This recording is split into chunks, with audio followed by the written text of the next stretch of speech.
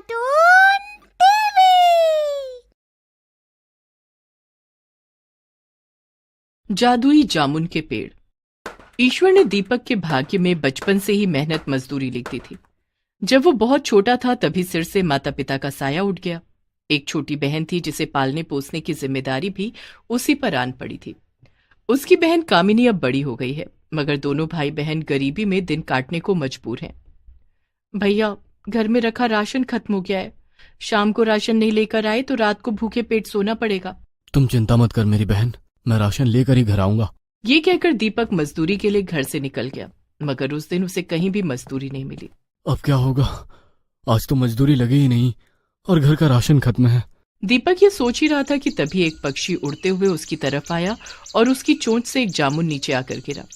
दीपक ने जमीन पर गिरे जामुन को उठा लिया और सोचने लगा, जरूर पास के जंगल में कोई जामुन का पेड़ है और ये पक्षी उसी पेड़ से जामुन लेकर आया है। अगर मुझे भी थोड़े जामुन मिल जाए तो काम बन सकता है। यही विचार कर दीपक जंगल की तरफ चल दिया और फिर जैसे ही वो जंगल में पहुंचा तो सचमुच हैरान रह गया। वहां जामुन के कई पेड़ थे, मगर उनमें से एक पेड़ मोटे मोटे पके जामुनों से लदा हुआ था। अरे वाह, पेड़ तो पूरी तरह से जामुनों से लदा हुआ है।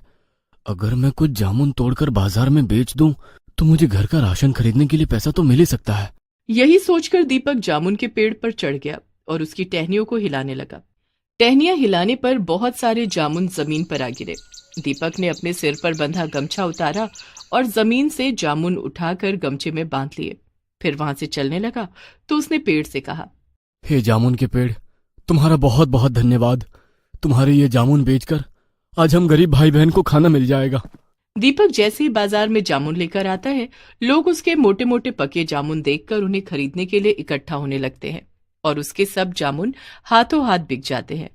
जामुन बेचकर उसे अच्छा पैसा मिल जाता है और वो किराने की दुकान पर जाकर राशन खरीदता है। भाई, सब राशन आ गया है ना? हाँ हाँ, सब राशन आ गया है। दीपक दुकान से राशन लेकर घर की तरफ चलता है तो रास्ते में हलवाई को गरम गरम जलेबियां उतारते देख रुक जाता है। क्यों ना कामिनी के लिए थोड़ी गर्मा गर्म जलेबियां ले चलूं? बेचारी कई महीनों से कहती आ रही है कि भैया जलेबियां ले आओगे क्या, खाने का बड़ा मन है। यही सोचकर दीपक घर जाते जाते कामिनी के लिए जलेबियां खरीद कर ले जाता है। उसे घर पहुंचने में देर होती है तो कामिनी उससे नाराज होकर कहती है, घर आने में इतनी देर क्यों कर दी भैया? मैं कब से तुम्हारी राह देख रही हूँ। और राशन लाई क्या? कुछ बोलते क्यों नहीं? अरे तू बोलने का मौका दे तभी तो कुछ बोलूं ना। मैं राशन के साथ साथ तेरे लिए गर्मा गर्म जलेबियां भी लेकर आया हूँ। सच भैया? जल्दी से दो गरम गरम जलेबियां, मैं पहले जलेबियां खाऊंगी। दीपक अगले दिन जामुन तोड़ने के लिए जंगल में जाता है तो एक बार फिर हैरान होकर रह जाता है। उसने एक दिन पहले ही जामुन तोड़े थे और आज फिर पेड़ पर जामुन लदे हुए थे। कल इतने सारे जामुन तोड़कर ले गया था और आज इस पेड़ पर कल से ज्यादा जामुन लदे हैं। कहीं ये जादुई पेड़ तो नहीं? मन में विचार करते हुए दीपक पेड़ पर चढ़कर उसकी टहनियों को हिलाने लगता है। टहनियां हिलाने पर बहुत सारे जामुन जमीन पर गिर जाते हैं।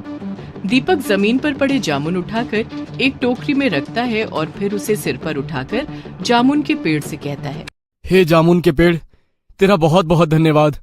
तूने मुझ गरीब पर बड़ा उपकार किया है। ये कहकर जैसे ही दीपक घर जाने लगता है, एकाएक उसे पेड़ की आवाज सुनाई। दीपक, मैं एक जादुई जामुन का पेड़ हूँ। मैं तुमसे बहुत खुश हूँ क्योंकि इस दुनिया में तुम्हारे जैसे बहुत कम लोग हैं जो पेड़ों के फल खाकर उनका उपकार मानते हैं और उनका धन्यवाद करते हैं। आज के बाद तुम्हें जब भी जामुन चाहिए मेरे पास चले आना। मैं अपनी टहनियां हिलाकर तुम्हारे लिए जामुन तोड़ दिया करूंगा। कुछ दिन बाद अचानक ही कामिनी बीमार पड़ जाती है और डॉक्टर से इलाज कराने पर भी उसकी हालत बिगड़ती ही जाती है। भैया, अब मैं नहीं बचूंगी। अगर मैं मर जाऊं तो तुम अपना ख्याल तो रख लोगे ना? तो ऐसा मत बोल मेरी बहन, तुझे कुछ नहीं होगा। देखना, तो जल्दी ही ठीक हो जाएगी।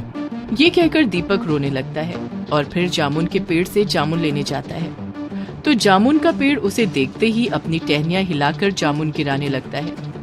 मगर उस दिन दीपक का मन खुश नहीं था और इसीलिए वो धीरे धीरे जामुन उठाता है। उसकी ऐसी हालत देखकर जामुन का पेड़ कहता है, दीपक, क्या बात है? आज तुम पहले की तरह खुश नहीं दिखाई दे रहे हो। जादुई जामुन के पेड़ से ये सुनकर दीपक रोने लगता है और उसे कामिनी की बीमारी के बारे में बताता है।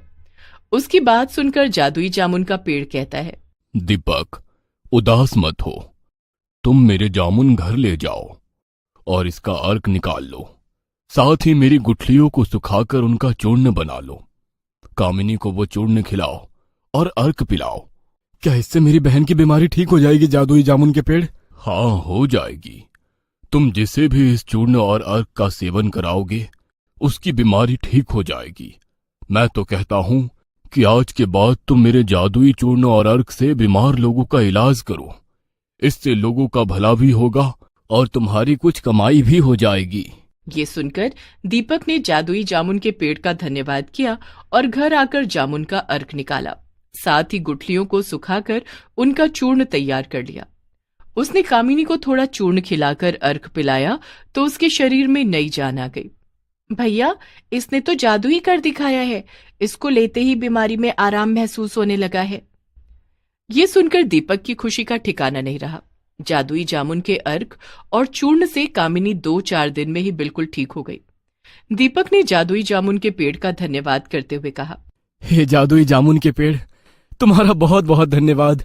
मेरी बहन बिल्कुल ठीक हो गई। तो जाओ, अब उसी की तरह और बीमार लोगों को भी ठीक करो। मगर एक बात हमेशा याद रखना, किसी से भूल कर भी ज्यादा पैसा मत लेना। नहीं लूंगा, कभी नहीं लूंगा। किसी के पास पैसा ना भी हुआ तो उसे भी दबा दूंगा।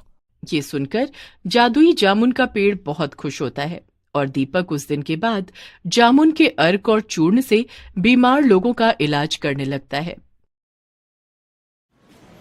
एक शहर में सावित्री और बंसी दोनों दिहाड़ी मजदूरी करके अपना पेट पालते थे। उनकी एक 5 साल की बेटी थी राधिका। एक दिन बंसी और सावित्री दोनों काम पर लगे हुए थे। अरे जल्दी जल्दी ईंट लेकर आओ सावित्री। देखती नहीं, यहाँ ईंटें खत्म होने को हैं। अजी ला तो रही हूँ, अभी ईंटें तो पड़ी है ना। यह कहकर सावित्री जैसे ही सिर पर रखी ईंटें उतारने लगती है, तभी अचानक से मकान की दीवारें हिलने लगती है। बंसी डर कर दूर भागते हुए कहता है, अरे भूकंप आया, जल्दी से भागो सावित्री, दीवार ढह भी सकती है। मगर इससे पहले कि सावित्री वहां से भाग पाती, दीवार धड़ाम से नीचे आ गिरती है और सावित्री दीवार के नीचे दबकर दम तोड़ने लगती है। यह देखकर बंसी अपने होश हवास भूलकर जोर जोर से रोने लगता है। हे भगवान, मेरी सावित्री को कुछ मत करना। तभी सावित्री दम तोड़ते हुए कहती है, जी मैं अब नहीं बच पाऊंगी, आप मेरी राधिका का ख्याल रखिएगा जी। यह कहकर सावित्री दम तोड़ देती है। हे भगवान, तूने मेरी सावित्री को मुझसे छीन लिया। सावित्री, सावित्री, मैं तेरी राधिका का पूरा ख्याल रखूंगा सावित्री।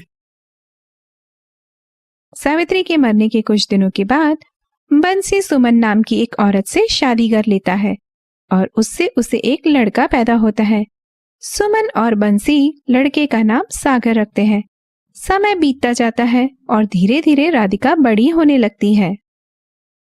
राधिका, ओ राधिका, कपड़े धोने के बाद बर्तन धो लेना। राधिका, राधिका, जल्दी आओ। सागर के बुलाने पर राधिका कपड़े धोना छोड़कर भागते भागते उसके पास आती है।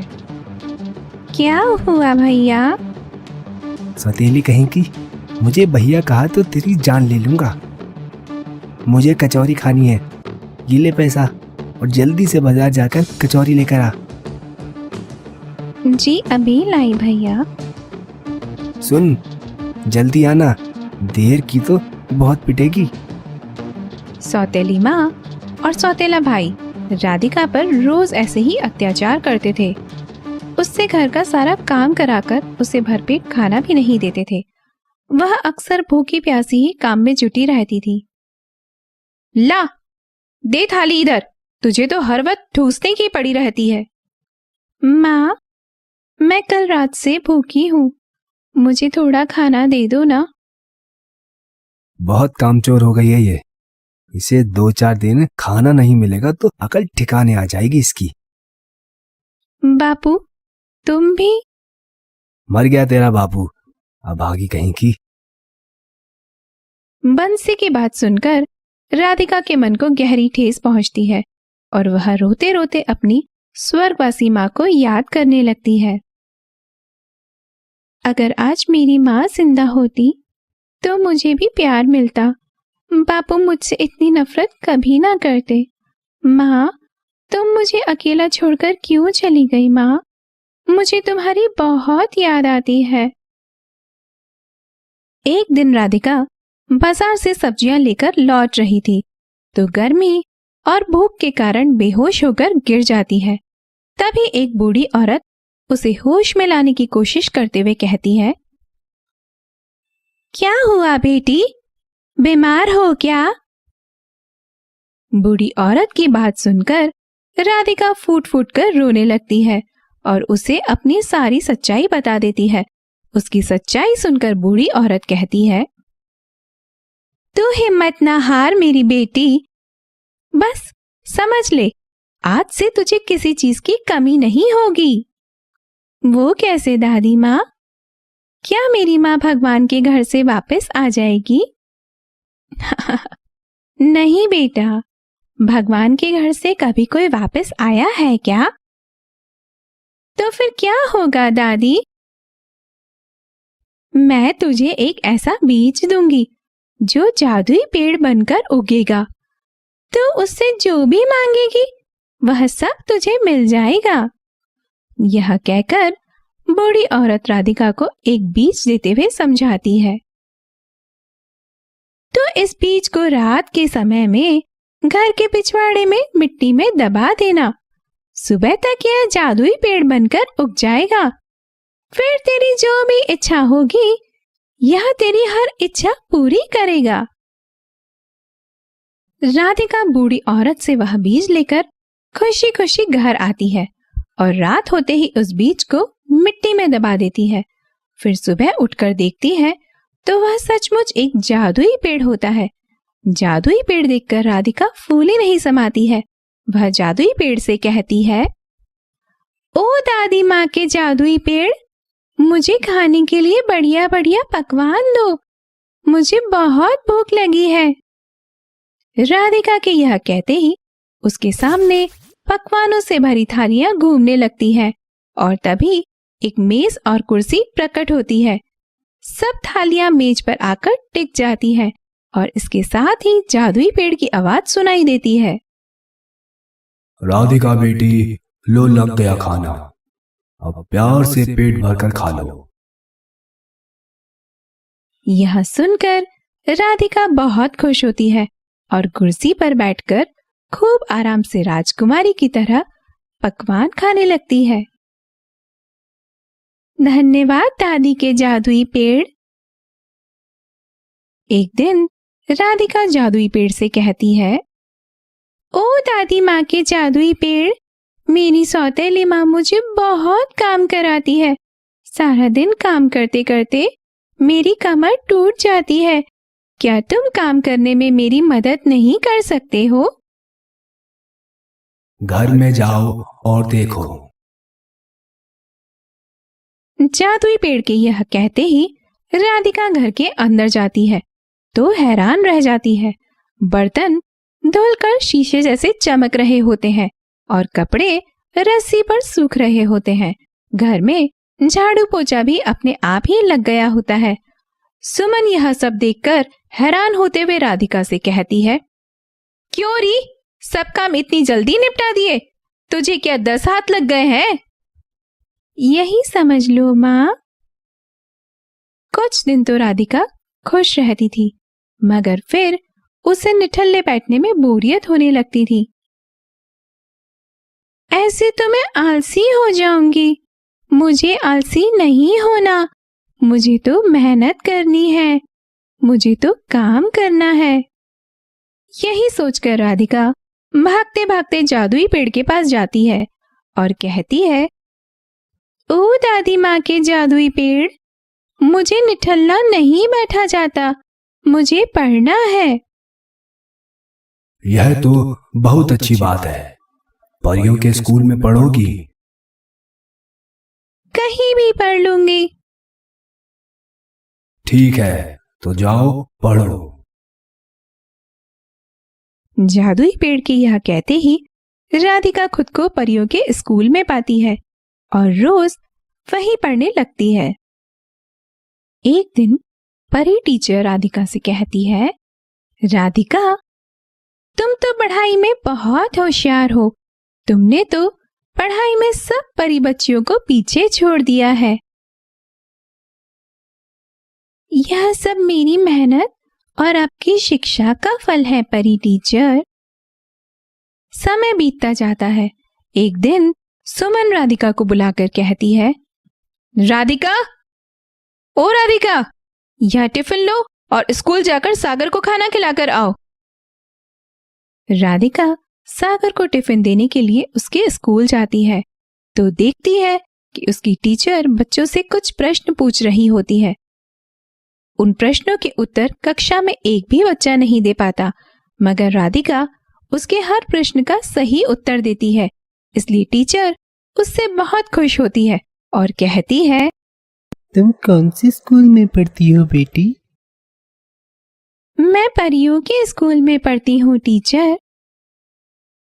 राधिका की यह बात सुनकर सब बच्चे जोर जोर से हंसने लगते हैं और सागर कहता है, हे राधिका, लगता है तू पागल हो गई है। घर चल, आज तेरी अकल ठिकाने आ जाएगी। सागर घर आकर सुमन को स्कूल वाली घटना के बारे में बताता है तो सुमन राधिका को डांटने लगती है। क्यों री, तू उठपटांग झूठ बोलकर सब बच्चों के सामने मेरे बेटे की बेइज्जती कराने के लिए गई थी। ठहर जा, आज तो मैं तेरी टांगे तोड़कर ही रहूंगी। यह सुनकर सुमन एक डंडा उठाकर राधिका के पीछे पड़ जाती है और राधिका उससे बचने के लिए जादुई पेड़ के पास जाकर लिपट जाती है। ओ दादी माँ के जादुई पेड़, मेरी मदद करो। मेरी सौतेली माँ मुझे मार रही है, मुझे बचा लो। वह बहुत निर्दयी है, ये मुझे बहुत मारती है। मेरी मदद करो जादुई पेड़। यह कहकर राधिका जोर जोर से रोने लगती है और यह सब देखकर सुमन और सागर हैरान हो जाते हैं। क्यों रे सागर, तुझे कोई पेड़ दिख रहा है यहाँ पे? नहीं तो माँ, यहाँ तो कोई पेड़ नहीं है। लगता है कि ये राधिका सच में ही पागल हो गई है। तभी वहां बंसी भी आ जाता है और उन सबको अजीब स्थिति में देखते हुए उनसे पूछता है, अरे क्या हुआ सुमन? इस अभागी लड़की ने फिर कुछ किया क्या? पागल हो गई है ये तुम्हारी बेटी। तभी सबके कानों में जादुई पेड़ की आवाज गूंजने लगती है। पागल यह नहीं, बल्कि पागल तुम सब हो गए हो। मासूम बच्ची पर रोज रोज अत्याचार करते शर्म नहीं आती? तुम हमारे घर के मामले में बोलने वाले कौन होते हो? बंसी, यह तो राधिका की सौतेली माँ है, पर तुम तो सगे बाप हो। भूल गए तुमने मरती हुई सावित्री से क्या वादा किया था? यह सुनकर बंसी को सावित्री से किया वादा याद आता है और इसके साथ ही उसे अपनी भूल का एहसास भी हो जाता है। वह रोते हुए कहता है, आप जो भी हैं, मुझे माफ कर देना भाई। मैं अपनी सावित्री से किया वादा मरते दम तक नहीं भूलूंगा। आज के बाद मैं अपनी राधिका को कलेजे से लगा कर रखूंगा। बंसी के यह कहते ही जादुई पेड़ सबको दिखने लगता है। बंसी राधिका को गले से लगा लेता है। यह देखकर सुमन और सागर का भी मन बदल जाता है। वे दोनों भी राधिका से माफी मांग लेते हैं। राधिका खुश होकर जादुई पेड़ का धन्यवाद करते हुए उससे कहती है, ओ दादी माँ के जादुई पेड़, तेरा बहुत बहुत धन्यवाद। तेरे कारण मुझे मेरे माँ और बापूजी और छोटा भाई मिल गया। अब तो तुम खुश हो ना राधिका? हाँ जादुई पेड़, मैं बहुत खुश हूँ। राधिका के यह कहते जादुई पेड़ अदृश्य हो जाता है। दोस्तों आ ही गए हो तो चैनल को सब्सक्राइब कर देना और वीडियो अच्छी लगे तो लाइक और शेयर भी कर देना और बेल आइकन जरूर दबा देना ताकि आपको नए वीडियोस की नोटिफिकेशंस मिलती रहे।